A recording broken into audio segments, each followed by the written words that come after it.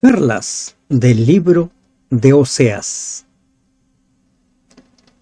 Existe una ley en la vida, la ley de causa y efecto. Siembras y cosechas. Cosecharás lo que has sembrado. Y ese principio se mantiene a lo largo también de las Sagradas Escrituras. El que es fiel en lo poco, en lo mucho también lo será. Te damos gracias, Dios, porque nos permites meditar este día en el libro de Oseas, capítulo 10. Permítenos, Señor, encontrar las perlas que tú tienes preparado para nosotros. En el nombre de Jesús te lo pedimos. Amén. El capítulo 10 del libro de Oseas trata del mismo tema que el capítulo anterior, acerca del castigo de la persistente infidelidad de Israel. Israel es una frondosa viña que da abundante fruto para sí mismo. Conforme a la abundancia de su fruto multiplicó también los altares. Conforme a la bondad de su tierra aumentaron sus ídolos. Con frecuencia Dios compara a su pueblo con una viña. La viña que aquí se describe lleva fruto, pero el fruto producido es para sí mismo. Desde el punto de vista del propietario, la viña resulta inútil porque no recibe ningún fruto de ella. Así sucedió en el caso de Israel. El Señor no recibió el fruto que le correspondía de la nación por la que había hecho tanto. Conforme a la abundancia de su fruto, multiplicó sus altares. Para Israel, las bendiciones de Dios, la prosperidad material, en lugar de acercarlo a su Dios, en lugar de que ellos busquen a Dios para darle gracias por esa prosperidad material, los alejó. Que dice, conforme a la abundancia de su fruto, multiplicó también los altares. Conforme a la bondad de su tierra, aumentaron sus ídolos. A mayor prosperidad material, mayor apostasía, mayor idolatría. ¿Qué te dice esto a ti? ¿Esto se da también en tu vida? Cuando viene la prosperidad material, ¿te olvidas de Dios? ¿Te alejas de Dios? Lamentablemente las personas suelen buscar a Dios cuando las cosas le van mal, cuando no hay trabajo, cuando no hay dinero, cuando perdieron la salud, pero cuando vuelve la prosperidad, cuando recuperan la salud, cuando tienen un trabajo, cuando ya la economía empieza a mejorar, empiezan a olvidarse de Dios. Que las bendiciones materiales no te alejen de Dios, por el contrario, te acerquen para que le des gracias, le digas gracias, Señor. Está dividido su corazón. Dividido. En otra versión dice, es doble, es lisonjero. Por un lado quieren estar en la casa de Dios, llevando sus presentes, y por otro lado quieren estar con sus ídolos. Dividido. Pero no se puede hacer eso. El Señor dejó claro, no puedes servir a dos señores. Ahora serán hallados culpables. Quien está dividido es como aquella persona que es tibia, del cual habla Apocalipsis 13. Y los tibios son vomitados, porque son hallados culpables. Jehová demolerá sus altares, destruirá sus ídolos. Dios ama al pecador, pero no el pecado. Oseas declara con estas palabras que los instrumentos del pecado serían quitados de los transgresores y serían destruidos sus altares, demolidos y sus ídolos destruidos. ¿Con qué finalidad? Con la finalidad de atraerlos nuevamente, con la finalidad de ofrecerles la salvación, ofrecerles vida. Es eso lo que Dios suele hacer con frecuencia en nuestra vida. Seguramente dirán, ahora, no tenemos rey porque no temimos a Jehová. ¿Y qué haría el rey por nosotros? Por haber rechazado a Jehová y haber menospreciado los castigos consiguientes, Israel se vería en la necesidad de ver y comprender que los reyes impuestos por su propia voluntad serían incapaces de protegerlos o darles ayuda. Oseas 8:4. Ellos eligieron sus reyes. ¿Y qué haría el rey por nosotros? ¿Qué haría? Generalmente, ¿qué es lo que sucede? Tal el rey, tal el pueblo. Si el rey es piadoso, el pueblo es piadoso, mayoritariamente. Si el rey es impío, el pueblo es impío, mayoritariamente. Suelen seguir a sus líderes. Por eso es que la responsabilidad del liderazgo es realmente tremenda, porque hay una gran influencia. Han hablado palabras jurando en vano al hacer pacto. Por tanto, el juicio florecerá como ajenjo en los surcos del campo. ¿Qué han hecho? Han jurado en vano. Una vez más nos encontramos aquí con una gran perla. Dale valor a tu palabra, que las personas crean en tu palabra. No necesitas tú jurar, no necesitas invocar el nombre de Dios para que te crean, pero tú necesitas darle valor a tu palabra. Y aquí encontramos que es un pueblo que ha jurado en vano al hacer pacto. Cuando hay necesidad, cuando hay crisis, vamos a Dios, hacemos pacto, le hacemos promesas. Señor, si tú me das tal o cual cosa, entonces yo te voy a entregar mi vida, yo voy a ser fiel a ti, yo te voy a dedicar un tiempo y una serie de cosas. Pero después no cumplen. El juicio florecerá como ajenjo en los surcos del campo. El juicio florecerá. En Eclesiastés el Señor dice, no prometas al Señor nada. Y si prometes, cumple, porque con Dios no se juega. No se juega. Vienen los juicios. Por las becerras de Bet-Aven serán atemorizados los moradores de Samaria, porque su pueblo lamentará a causa del becerro, y sus sacerdotes que en él se regocijaban por su gloria, la cual será disipada. Las becerras de Bet-Aven. Las vaquillas, novillas. En otros pasajes de Oseas, los becerros objetos de idolatría son designados con la forma hebrea masculina. Se ha sugerido que se emplea el género femenino en señal de desprecio o para hacer resaltar la debilidad de los becerros que no podían ayudar a los israelitas. Tanto en la Septuaginta como en la versión Jerusalén está en singular becerro, lo cual concuerda mejor con el singular a causa del becerro, y será él llevado. Los ídolos no pueden hacer nada por las personas que creen en él. Y cuando nosotros nos concentramos netamente en el tema de la salvación, los ídolos no nos pueden salvar. No nos pueden salvar. No confíes en los ídolos. No entregues tu vida, tu fidelidad a los ídolos. Aún será él llevado a Siria, como presente al rey Jareb. Efraín será avergonzado e Israel se avergonzará de su consejo. Este versículo está explicando el versículo anterior.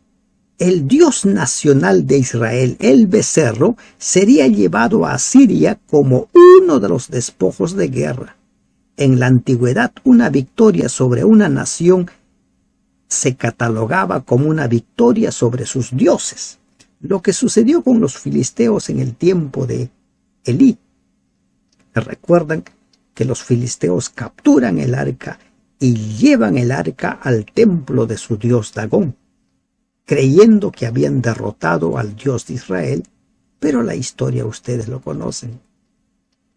Ellos se vieron en la necesidad de devolver el arca. El arca era un símbolo, no es que era Dios. Era un símbolo de la presencia divina. Pero todos los estragos que produjo en ese lugar hizo realmente que ellos lo devolvieran con presentes de oro. De Samaria fue cortado su rey como espuma sobre la superficie de las aguas. Esta figura recalca la liviandad, la inestabilidad e impotencia del rey en quien confiaba el pueblo. No los podía defender. El único que nos puede defender es Dios, nadie más. Él es el único. Y los lugares altos de Avén serán destruidos. El pecado de Israel crecerá sobre sus altares espino y cardo, y dirán a los montes cubridnos y a los collados caed sobre nosotros. Estas palabras, cubridnos, caed sobre nosotros, nos recuerda lo que dice Apocalipsis 6, 16, y decían a los montes y a las peñas, caed sobre nosotros y escondednos del rostro de aquel que está sentado sobre el trono y de la ira del Cordero. Cuando se desaten los juicios de Dios sucedería algo similar con los israelitas. Buscarían la muerte, pedirían ser cubiertos, pero no se produciría. Tan abrumadores serían la angustia y el espanto del pueblo que en su desesperación desearían una muerte rápida. Preferiría ser sepultado bajo las montañas o montes antes que contemplar más escenas tan desgarradoras, antes que soportar más tales calamidades. Se estaba avecinando el final de Israel, y realmente nosotros podemos tener una imaginación vaga, imágenes vagas de lo que fue el final, pero fue terrible, tan terrible como el final de Jerusalén. Desde los días de Gabá, una vez más se nos vuelve a Gabá. Ayer hablamos sobre Gabá, lo que sucedió en Gabá cuando no había rey y la gente hacía según lo que le parecía. Desde los días de Gabá has pecado, oh Israel. Allí estuvieron, no los tomó la batalla en Gabá contra los inicuos. Desde ese tiempo, miren, desde los días de Gabá hasta el tiempo de Oseas, habían pasado muchos siglos y siglos de pecado, de apostasía. Siglos. Qué terrible, ¿verdad? Esta es una acusación fuerte. Ellos un tiempo estuvieron gobernados por David, por Salomón, pero dice desde los días de Gabá, el pueblo no se había convertido al Señor. ¿Cuánto tiempo tienes tú viviendo en pecado? ¿Cuánto tiempo vienes sirviendo a medias al Señor? ¿Cuánto tiempo hay tibieza en tu ser? ¿Se da eso? Procura que no. Procura que los pecados no se den. Y si hay pecado, como dice Primera de Juan, abogado tenemos en Jesucristo, que nos cubre con su sangre, que nos defiende, pero que también nos dice, vete y no peques más.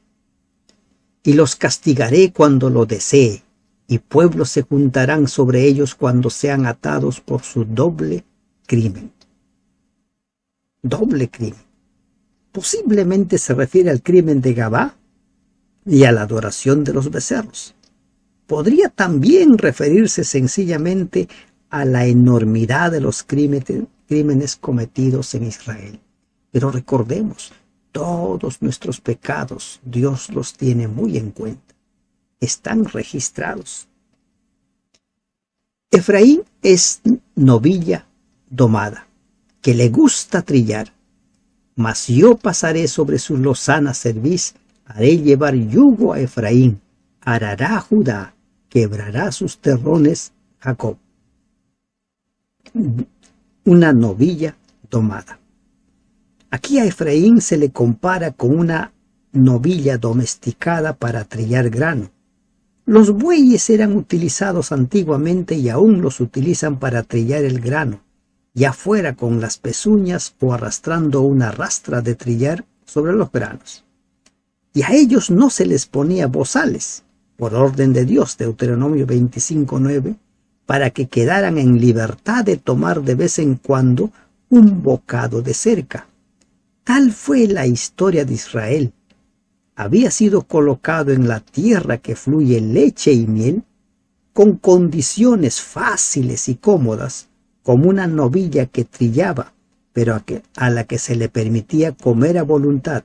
Sin embargo, estas comodidades materiales que deberían haberlo acercado a su Creador, trágicamente hicieron que tuvieran una confianza en sí misma, una confianza propia pecaminosa, y como consecuencia se rebelaron contra el Señor.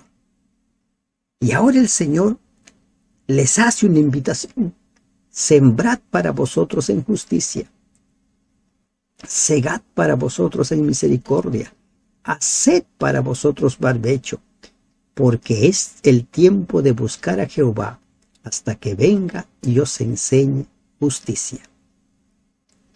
Siembren en justicia. En la versión moderna dice para justicia. Israel debe sembrar semillas del cual brote justicia. La amonestación dada aquí refleja otra vez el significado del nombre de Jezreel. Siembren para justicia. Siembren. Segad para misericordia. Y lo maravilloso dice: es tiempo de buscar a Jehová. Hoy es el tiempo de buscar a Jehová. Hoy debes presentarte ante tu Señor. Hoy debes confesarle tus pecados. Hoy debes quedar a cuentas con tu Señor. Hoy debes pedirle discernimiento. Hoy debes ser enseñado por Él en justicia. Hoy debe producirse cambios en tu vida, porque hoy es el tiempo para buscar a Jehová. ¿A quién se está dirigiendo el Señor? A un pueblo rebelde, a quien se ha dicho que desde Gabá hasta esos días vivieron en pecado. A ellos se los está invitando a buscar a su Señor. Habéis arado impiedad y cegasteis iniquidad. Comeréis fruto de mentira, porque confiaste en tu camino y en la multitud de tus valientes. La ley de la vida. Cosechas lo que siembras. Causa y efecto. Has sembrado impiedad. La conducta anterior del pueblo de Israel había sido contraria a lo que ahora se le exhorta que haga. El mal que sembraron ya había dado la inevitable cosecha de iniquidad. La confianza que tenían en la sabiduría de su propio proceder los condujo al desastre y a la guerra. ¿Qué dice? Comeréis fruto de mentira, porque confiaste en tu camino. No confiaron en los caminos de Dios. ¿Y qué son los caminos? Vivencias, el estilo de vida, nuestra forma de ser, nuestra forma de vivir. Ellos abandonaron el camino de Dios. Y vez tras vez se nos invita a que sigamos su camino. Vez tras vez se nos invita a que vayamos a Él. Por tanto, en tus pueblos se levantará alboroto y todas tus fortalezas serán destruidas, como destruyó Salmán Arbel en el día de la batalla, cuando la madre fue destrozada con sus hijos. Estos invasores, los asirios, prácticamente desaparecieron a Israel, pero todo fue consecuencia de haber abandonado a Dios. Así hará a vosotros Betel por causa de vuestra gran maldad. A la mañana será del todo cortado el rey de Israel. El inminente cautiverio podía atribuirse a las iniquidades del pueblo. Betel era el principal lugar del culto al becerro, y su pecado era la razón de muchas de las calamidades que se acercaban. A la mañana será del todo cortado. Así como la mañana rápidamente despeja las estrellas que brillan en la noche, así el rey sería en poco tiempo eliminado y el reino del norte rápidamente llegaría a su fin. Y esto podemos aplicarlo a nivel personal, pero también a nivel de toda la humanidad. Llegará el día en el cual nosotros seamos juzgados. Llegará el día en el cual la humanidad entera será juzgada. Y muchos formarán parte del pueblo de Dios y lamentablemente la gran mayoría será destruida. A la mañana llegará ese día en el cual los juicios de Dios serán aplicados, serán ejecutados. Prepárate para el encuentro con tu Señor. Es tiempo de buscar al Señor y el tiempo es hoy. No lo postergues. Que Dios te bendiga. Amén.